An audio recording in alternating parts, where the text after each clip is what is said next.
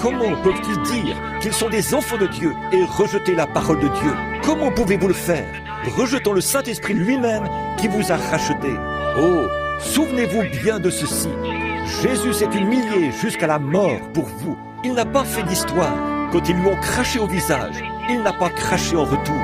Quand ils lui ont arraché la barbe, il n'a pas arraché la leur.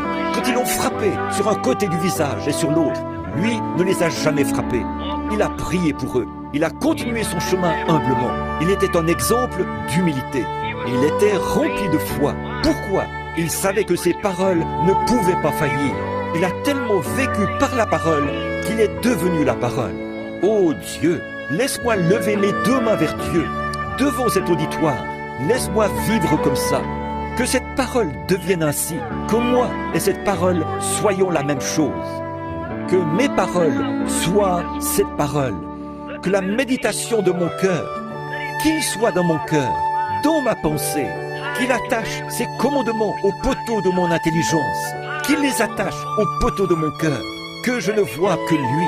Quand la tentation survient, que je vois Christ. Quand les choses vont mal, que je ne vois que lui. Quand je me prépare et que l'ennemi essaie de me pousser à me mettre en colère, que je vois Jésus. Qu'est-ce que lui ferait? Il était tellement dans la parole que lui et la parole sont devenus la même chose.